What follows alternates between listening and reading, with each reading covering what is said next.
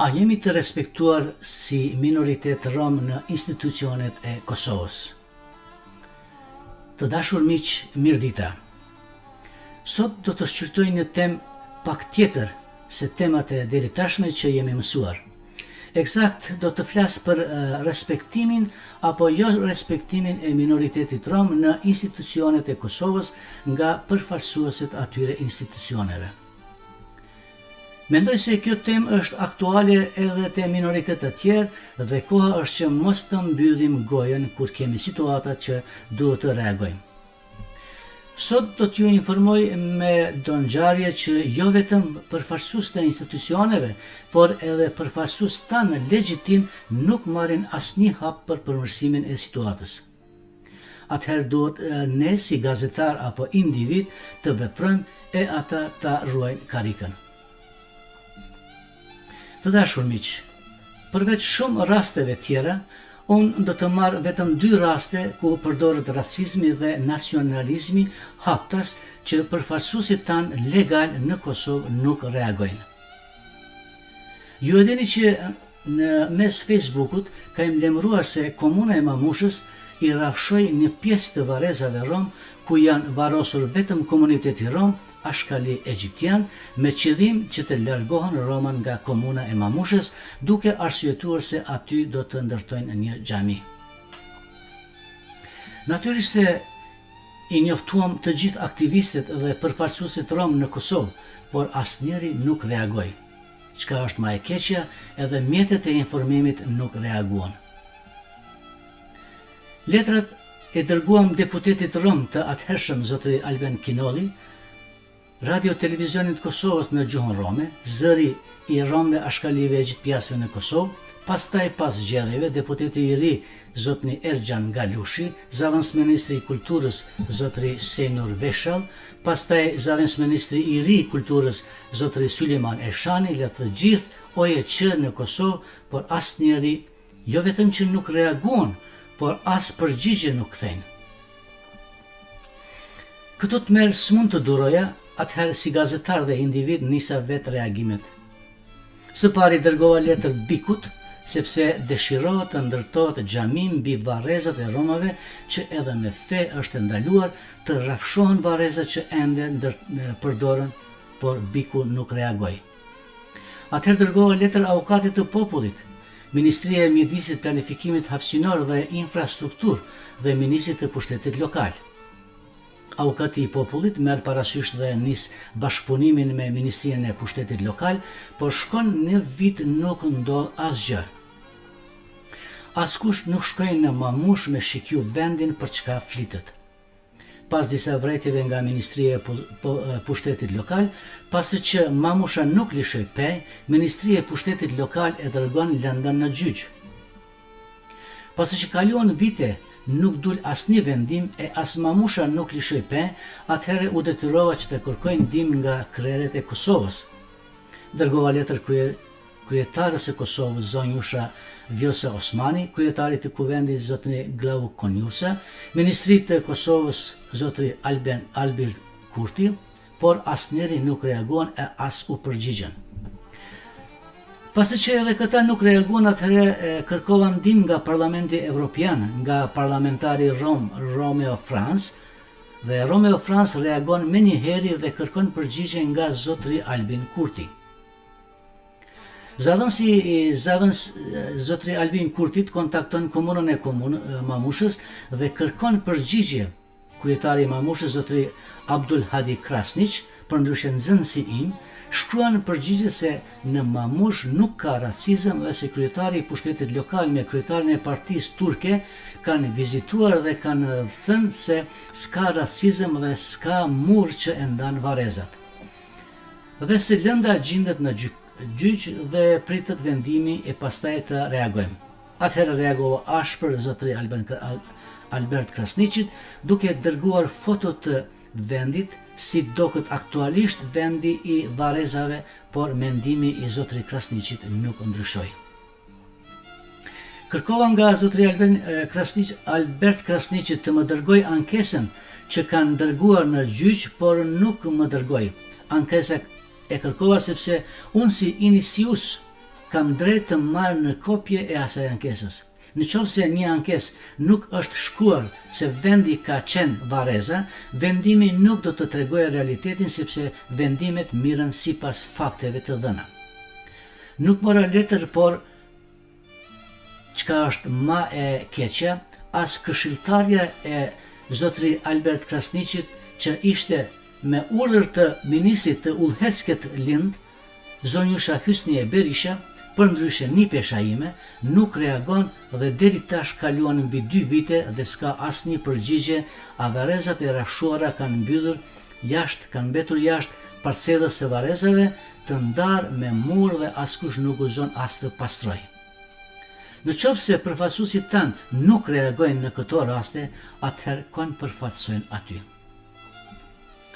Mospërgjigja e kryesuesve të Kosovës tregon se atyre nuk intereson çështja e romëve dhe për atë edhe nuk përgjigjen, por të ishte rafshuar ndonjë varrez të komunitetit tjetër, atëherë me siguri se së pari do të kundërshtonin përfaqësuesit e partive, mandej kishin kërkuar përgjegjësi nga organet kompetente.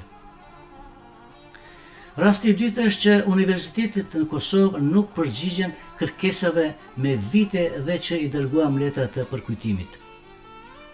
Pasi që botova librin Roma Tan apo Vend i Njeriut, recenzente e librit profesor Elena Marushiakova dërgon një kërkesë Universitetit të Prizrenit që të më jepet titulli doktor honoris causa apo doktor nderi për punën e deritashme për romat, por me vite nuk vjen përgjigje.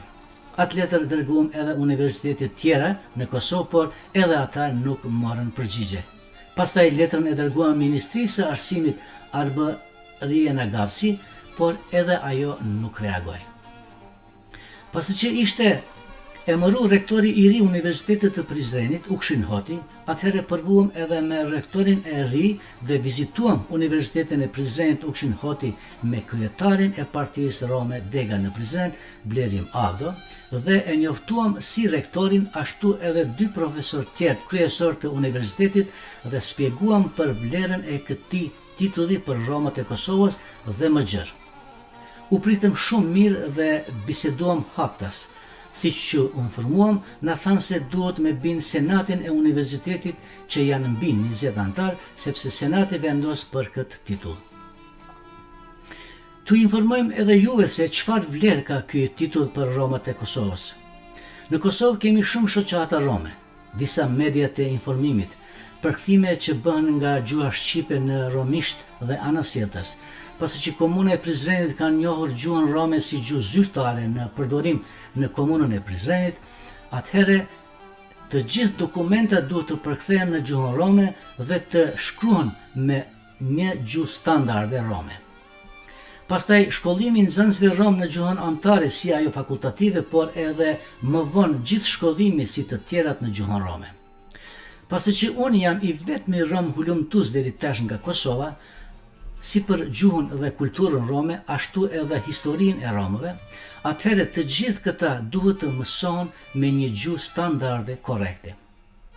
Sipas dhënave, gjuha rome do të mësohet edhe në universitete dhe aty duhet të mësohet me një gjuhë që është e pranueshme nga Universiteti i Kosovës dhe për atë ky titull është i domosdoshme dhe pse Kosova shkruan se vepron me punimet e mia.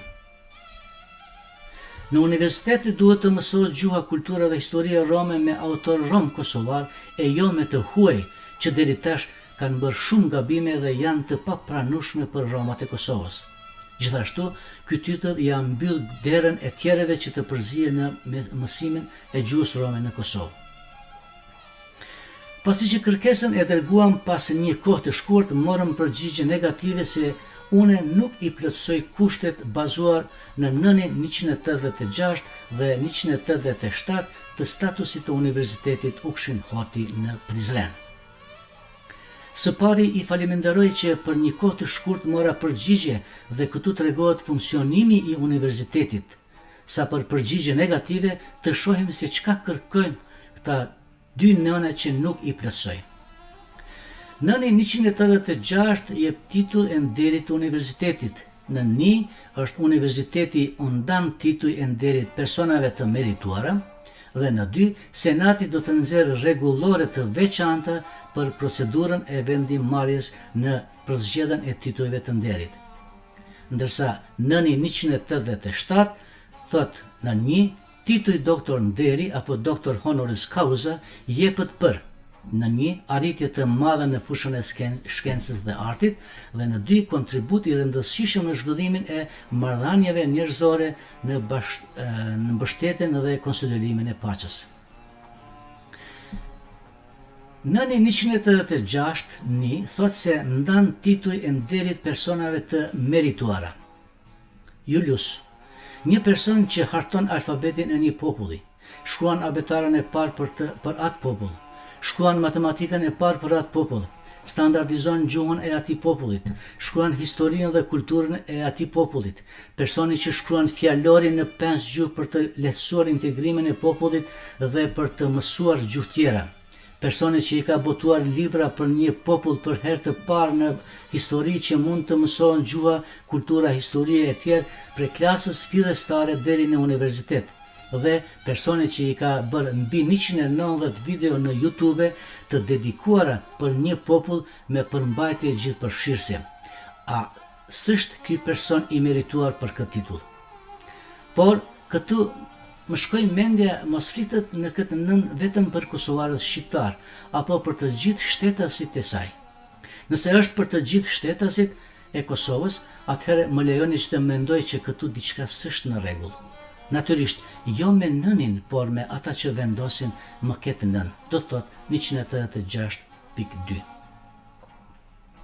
Dërsa nëni 187.1 dhe 187.2, atë që kërkon, më duket se antarët e Senatit nuk kanë lexuar CV-n time mirë, sepse aty kam treguar se përveç që profesor Elena Marushiakova kërkon të më jipët titulli doktor nderi, që është historiane e famshëm, që këtë vit ka marrë titullin profesor i vitit, pranon tezën time dhe për atë bëhet edhe recenzente të librit tim Romat apo Vendi i Njeriut. Hulumtimi i rrëzon të gjithë tezat e deritashme që janë dhe për prejardhën e Romëve nga India. Shkencëtarët që mirën me problematikën e Romave janë të befasuar dhe me hulumtimin tim, sepse ky hulumtim do të ndërroja historinë e Romave, Egjiptit dhe Izraelit. Libri është dërguar si të gjithë universitetet që mirën me problematikën e Romave, por edhe me shtetin e Egjiptit, dhe ata janë të shokuar dhe kanë dërguar librin të shkencëtarët e tyre dhe jemi në kontakt. Këtu do të ceki vetëm 2 përgjigje nga 2 profesor doktor që kanë shkruar historinë e Romave dhe si përgjigje thonë se ata nuk kanë diuni aq thellë në këtë lami, por ata propozojnë që profesor Elena Marushiakova është më kompetente që të jap mendimin. Këta janë 2 profesor që shumë njohur në botë. I pari është profesor doktor Jean-Pierre Ligion dhe e dyta është doktor Elisabetta Chanet nga Franca. Si po shihni, unë mirëm me ata që janë në nivelin më të lartë që mirën me këtë lami dhe asnjë është privilegj për mu që kur akademikët përmendin emrin tim në punimet e veta. Natyrisht këtu mund të mbyllen syt, por drejtësia gjithmonë del në shesh. Për atë unë shkova vetë në universitet për të treguar ato që nuk dinin as universiteti e as populli në Kosovë. Sa për humanizmin që kam bërë, nuk dëshiroj shumë të flas, por ju jap vetëm disa foto nga humanizmi dhe protestat që kam organizuar për mos të kthehen popullatën në vende të rrezikuara.